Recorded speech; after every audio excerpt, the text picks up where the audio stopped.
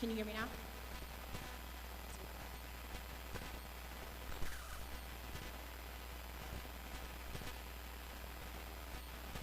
Okay.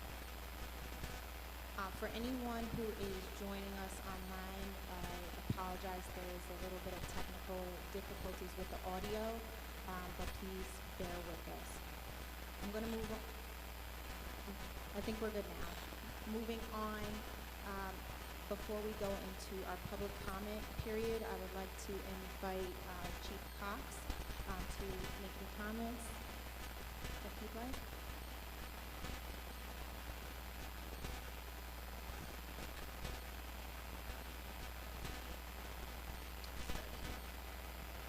Appreciate it. So I'll be brief. Just wanted to say hello. Thank you.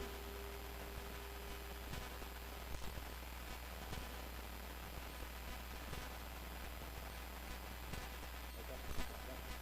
So I just wanted to say hello, introduce myself to folks I already know, introduce myself to folks that I do not know. So I'm Brendan Cox. I am back as the acting chief of police. So I was here from 1994 to 2017 in the Albany Police Department. I held a whole bunch of different positions, including chief, before I retired in 2017. I left to take a position with Law Enforcement Assisted Diversion, which is an initiative that we had here in the city. I was working on a national basis. I recently came back in December. I apologize for not making the December meeting. Matter Lori made sure that was on my schedule. I was doing it with a couple different calendars. I mistakenly missed that, so that was not Lori's mistake. That was my mistake, so I apologize for that. But I just wanted to thank you all for the work that you guys do.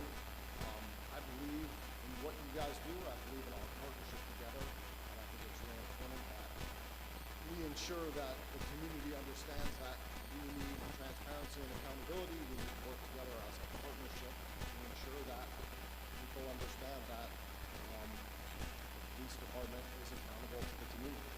We're transparent in what we do.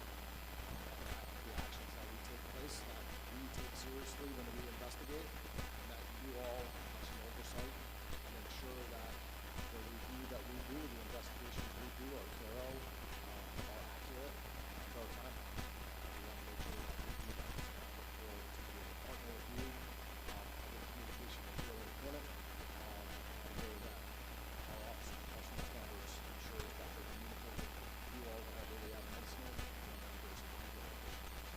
So I want to make sure we do that. I know there's some things that are in my court right now. I promise you that I'll be looking at those and I'm going to make sure that we get that back to you.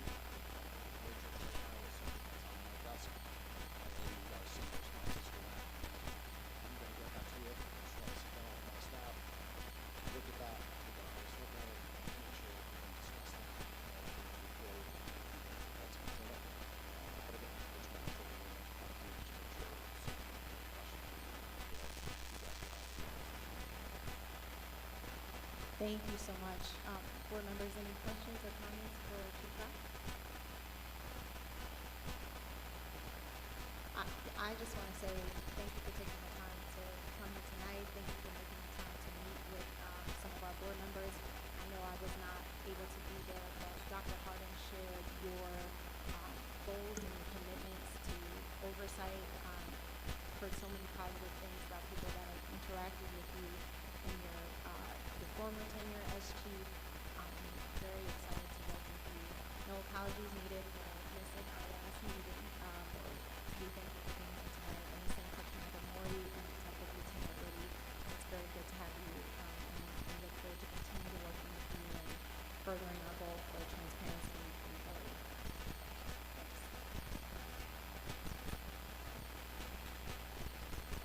All right, try that again. Moving on.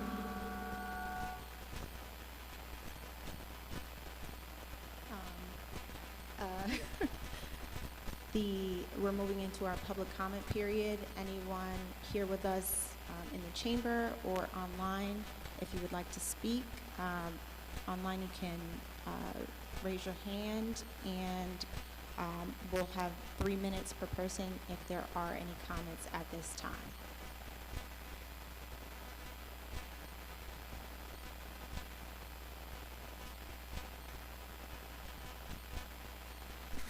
don't see anyone in the chamber. Brian, is there anyone online? No? Okay, so no public comment at this time. We're going to move into the next item on our agenda, the case review, case updates, and consideration of complaint closure. We have none tonight. I will save more for the report from the chair, but I do want to say that at this time, due to where we are in the transition from our partnership with the law school to moving into the city, the board is currently suspending our complaint review until further notice, until we do have a program director hired. I'll talk more about our transition in my report from the chair. At this time, we're going to move into our report section of the meeting and start with our CPRB Standing Committee reports. I'll turn it over to Tony for bylaws and rules. Do you have a report?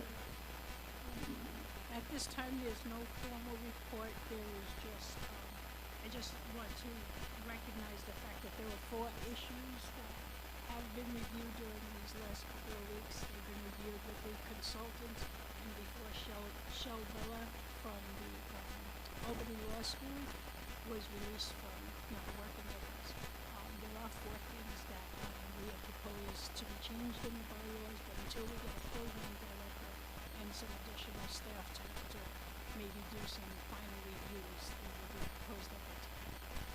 Thank you, Tony. Moving on, Batman's not here for community outreach, so I will move forward. John, do you have a report from the investigation committee? Yes, thank you. So the CPRB Investigation Committee continues to work with common council and city staff to ensure complete thorough transition to the CPRB from the law school to the city structure. We are working to ensure that the new iteration of the CPRB is created and administered in such a way that we gain sustainability and solvency of the city entity and private autonomy we are afforded from the authority. As of now, we are still involved in the hiring process for our program manager and established. We will be working with city employees as investigators.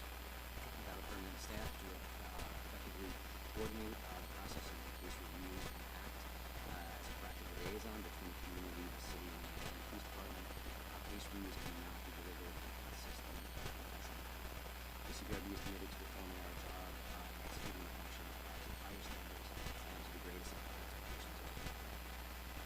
As such, the CPRB is suspending cases process and reporting. We take the responsibility of providing reviews, reports, and case management seriously. We cannot sustainably allocate the performing need for in its entirety without a full police department.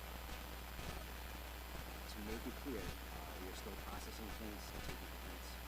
Our monitors are still working on the complaint reviews, but we will not be presenting cases to the public. The expertise from administrative care cannot guarantee for the consistency of testing access to our standards.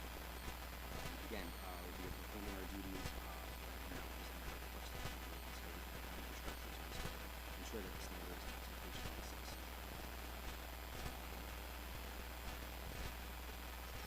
To note the relevance to recent as a note.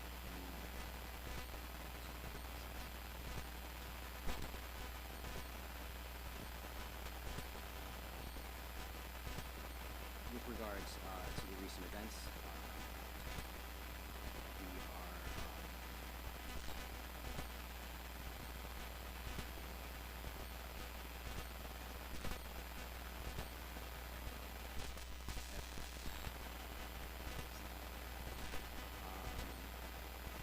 CPR investigation. The CPRB investigates all police and dog shootings. The CPRB investigation into the police dog shooting, which occurred on January 5th, has begun. The city contract investigators, TNM, has been assigned to this task. The investigation process has begun in earnest, and the board, the investigators, IPD, also professional standards, are communicating to ensure an efficient and objective and transparent investigation into the incident. The board has been engaging in this action since we were first made aware of the event on Sunday. The investigation committee was afforded the opportunity by the Albany Police Department to review valuable camera footage and actual camera footage. This being said, we will not comment on elements of this case until the evidence has been collected, evaluated, and presented through a complete and comprehensive review. It is the Albany CPRD's policy to investigate all police shootings, and we continue to advocate for we continue to advocate for full cooperation from the department. Also on the agenda tonight, we'll see a request for subpoenas as policy as part of standards.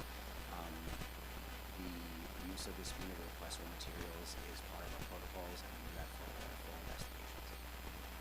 That is all. Thank you, John. Moving on to mediation, Dr. Hardin, do you have a report? No formal report for this month, Chair Rivas. I would like to reserve that report to touch base with the board to vet the people that we have identified for mediation to make sure that the board is in full agreement before we pass those organizations on to OPS as they requested to meet and greet with mediation. So we'll have a full report, I would hope, for in February. And I'd say the same thing for the police liaison committee, because reserve that report for next month. Thank you, Dr. Hardin. Moving on to the Public Official Liaison Committee, my committee.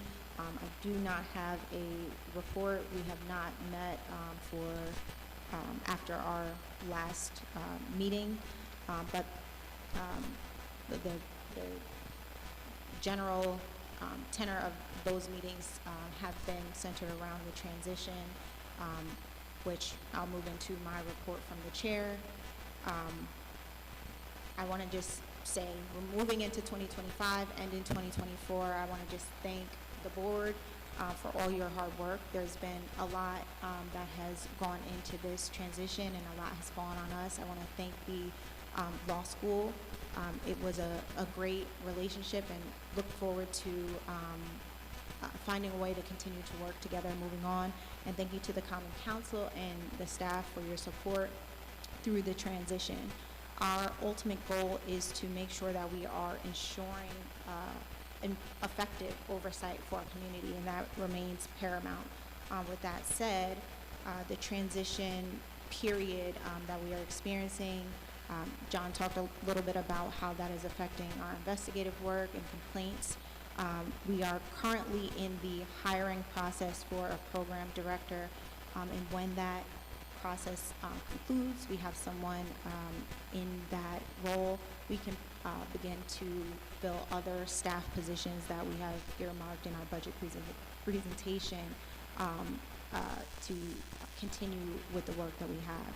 We have office space that has been set up for us that we need to finalize, look at, and officially move in. With that being said, for the time being, we will be, as we explained before, holding off on complaint review to make sure that that is done in an effective, professional manner.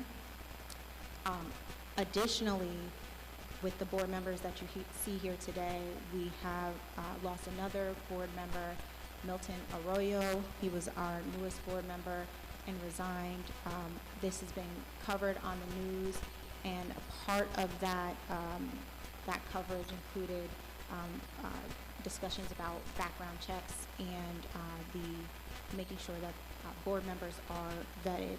We have spoken with members of the Common Council to make sure that going forward the background check policy is improved, and we are continuing to work on that issue. Mr. Arroyo is no longer a board member, and we will be filling his seat. The Common Council will be filling his seat when they are ready to do so. I also want to just make sure, like John said, critical incidents continue to happen. Although we have suspended case review and complaint review for a while. We do remain attentive to critical incidents that are happening and continue to have our contract investigative staff work on those issues. So there's a lot of things that are in flux with the board, but we want to make sure that this transition culminates with a board that continues to uphold the values of professionalism, transparency, accountability, all those things that our community comes out and speaks about every day, and we will continue to do so. So we'll keep you all updated. At our regularly held board meetings, we will continue to meet as scheduled. It will just be a little different for a short period of time. Moving on, I will invite the Office of Professional Standards, Detective Lieutenant Riddy. Do you have a report?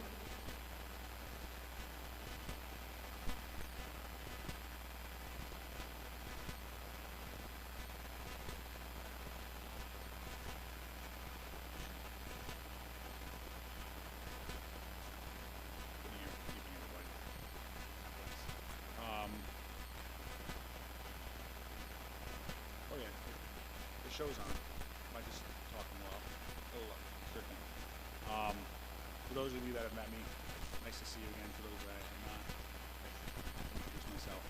My name is John Riddy, Detective Lieutenant with the Albany Police Office of Professional Standards.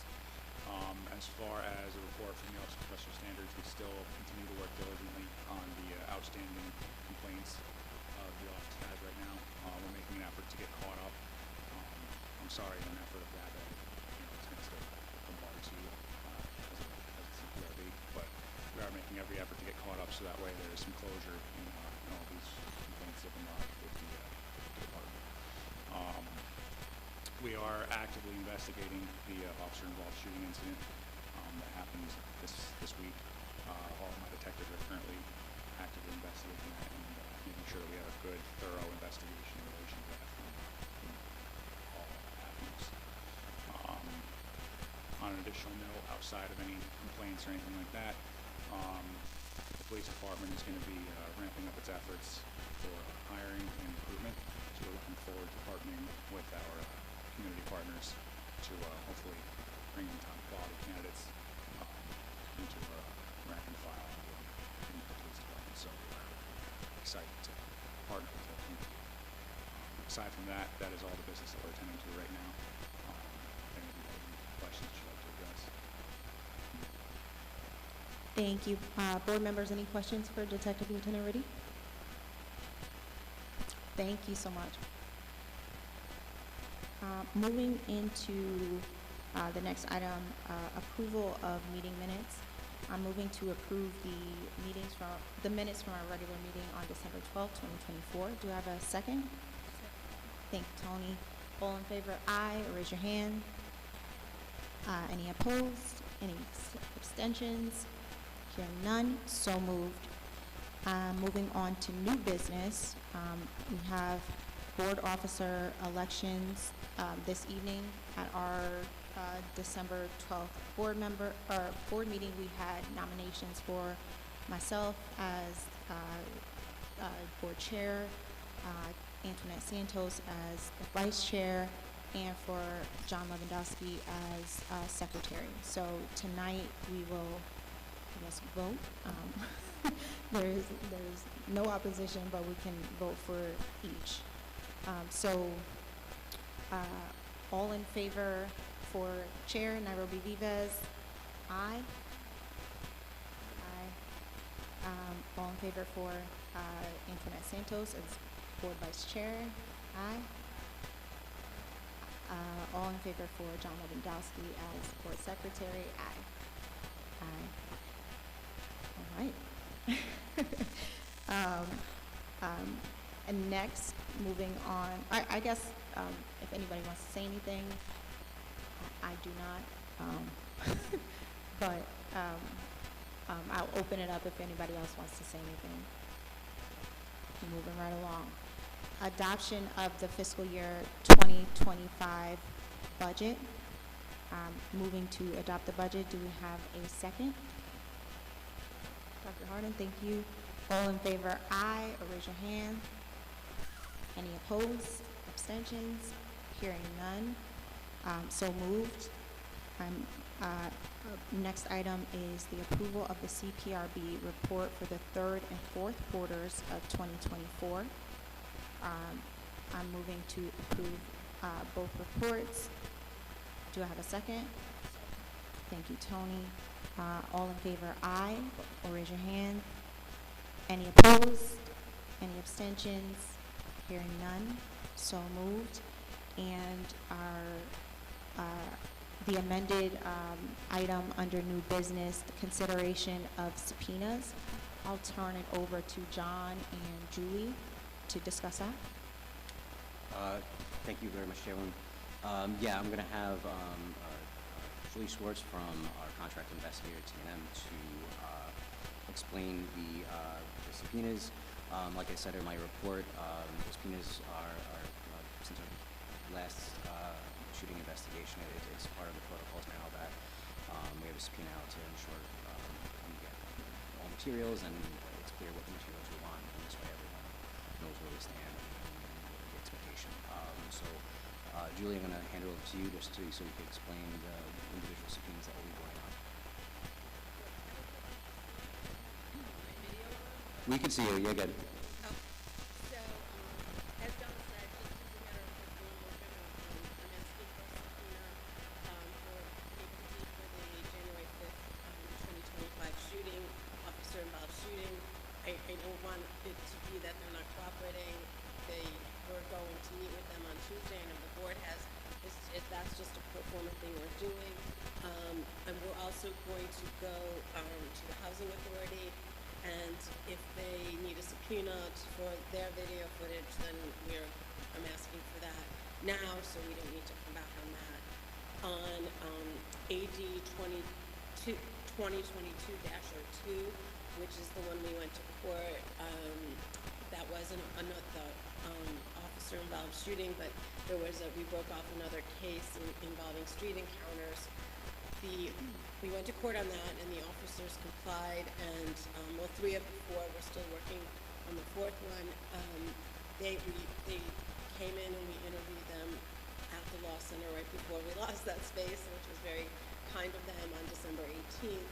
We now are following up with requests for training materials.